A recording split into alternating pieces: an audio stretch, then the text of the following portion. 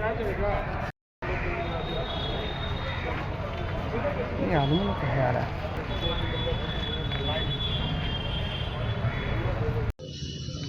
MH है कि आदेशानुसार बरिया पुलिस पदाधिकारी का एक तिथि निर्धारित थी कि जो आज रैपिड एक्शन फोर्स और लोकल पुलिस और यहाँ के शांति कमेटी के जो सदस्य प्रबुद्धजन और मीडिया कर्मियों के बीच में समन्वय मीटिंग रखी गई थी। जो समन्वय मीटिंग संपन्न हुई, इसके बाद अभी हम लोग थोड़ा फ्लैग मार्च करेंगे और मेन मकसद इसका है कि जो रैपिड एक्शन फोर्स का काम करने में जो इस तरह का एक दूसरे से समन्वय रहने पर काम करने में आसानी होगा, इसीलिए इस मीटिंग को आयोजित किया गया।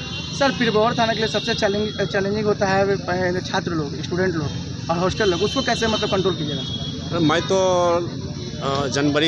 30 जनवरी को यहाँ योगदान दिया हूँ, उसके बाद से लगभग सारा विधि व्यवस्था को मैं फेस कर चुका हूँ और ऐसा नहीं है कि सारे विद्यार्थी लोग चैलेंजिंग हैं, बहुत लोग समझदार भी हैं और उनके गार्जियन भी मान लीजिए कोऑपरेटिव हैं, यहाँ के लोग भी कोऑपरेटिव हैं, यहाँ के मीडिया बंधु भी कोऑपरेटिव हैं और मैं सहज तरीके से अभी तक सारा लॉ एंड ऑर्डर को फेस किया हूँ। ऐसा कोई वारदात नहीं हुआ है जिससे पुलिस का या फिर पटना पुलिस का बदनामी हो।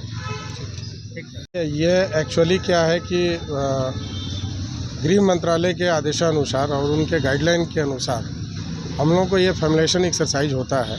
हम लोगों के जो मुजफ्फरपुर से यहाँ आए हुए हैं और फॉर्मुलेशन एक्सरसाइज में होता है कि हम इस जगह के बारे में, इस एरिया के बारे में जानकारी प्राप्त करें कि कौन कौन से सेंसिटिव पॉकेट्स हैं, ताकि अगर हालात जब ख़राब हों तो हम सीधे उस पॉकेट्स में उतरें और जितना कम से कम समय में माहौल को कंट्रोल करें। उसके तहत ये कराया जाता है। यहाँ जो भी डाटा रहता है वो डाटा हमारे पास रहता है, हम उस डाटे को लेके चलते हैं। जैसे ही हमको मिलेगा कि हाँ भाई पटना में हालात ख़राब हैं और ख़ास करके पिरबौर थाने में है, तो हम वहीं से डाटा अपना पढ़ लिए, हमको सारी जानकारियाँ हो गई, हम सीधे यहाँ आए, SHO साहब से बात किया और हम सीधे ऑन स्पॉट वहाँ पहुँच के कम से कम समय में हालात को कंट्रोल करें। सर, पटना में 76 थाना से ज़्यादा एक्चुअली क्या होता है कि इसमें क्या होता है कि हमारा जो आता है लेटर आता है SSP साहब के नाम से और SSP साहब निर्धारित करते हैं कि कौन कौन से थाने सेंसिटिव्स हैं। उन थानों में 7 दिन का ये हमारा प्रोग्राम होता है। 7 थाना विभिन्न थानों में दिया जाता है। जैसे अभी आपका आलमगंज हो चुका है, खाजे कला हो गया है और सुल्तानगंज हो गया है। ये चौथा है आपका पिरबौर थाना, कल कोतवाली थाना है, उसके बाद फुलवारी शरीफ थाना है। ऐसे करके हमारे 7 थाने हमको चिन्हित किया गया है कि आप इस थाने में फॉर्मुलेशन एक्सरसाइज कीजिए। उस तहत में आज हम पिरबौर थाने में एक्सरसाइज होता है कि जैसे यहाँ पे हम अपने बारे में बताना, जो हमारी कार्य करने की शैली कैसी है, हम क्या करते हैं, हम कितना अलर्ट रहते हैं और यहाँ के लोगों के बारे में जानना और यहाँ के सेंसिटिव पॉकेट्स के बारे में जानना। जो भी शांति समिति के सदस्य होते हैं उनसे हम बात करते हैं, SHO साहब जो होते हैं उनसे हम बात करते हैं कि हाँ यहाँ के हालात कैसे हैं। रैप के अलावा और भी कोई कंपनी नहीं है सर?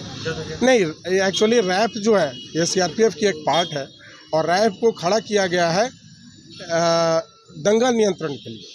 मेन हमारा जो है दंगा नियंत्रण के लिए ही खड़ा किया गया है। इसके अलावा जो नेचुरल कैलामिटीज़ होता है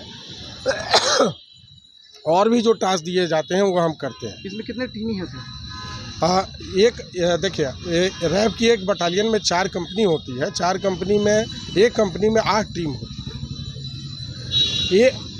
एक कंपनी में 222 की नफरी होती है। एक टीम में हमारे जो ऑप्स स्ट्रेंथ होता है 15 का होता है। इस तरीके से आपका 120 आदमी का हमारा ऑप्स स्ट्रेंथ होता है। 120 आदमी एट ए टाइम हम उतरते हैं, जहाँ भी उतरते हैं। आम लोगों से भी आप मिलेंगे, उनसे बातें करेंगे? हाँ, ये जो हमारी जो शांति समिति के सदस्य हैं ये आम ही, चूँकि आम जनता के रिप्रेजेंटेटिव है, तो इनसे जो हम बात करते हैं उससे आम जनता की ही बात हमारे तक आती है। क्या नाम है सर? मेरा नाम अरुण कुमार विद्यार्थी, डिप्टी कमांडेंट हुए 114 बटालियन RF है, उसकी अल्फा कंपनी है हमारी।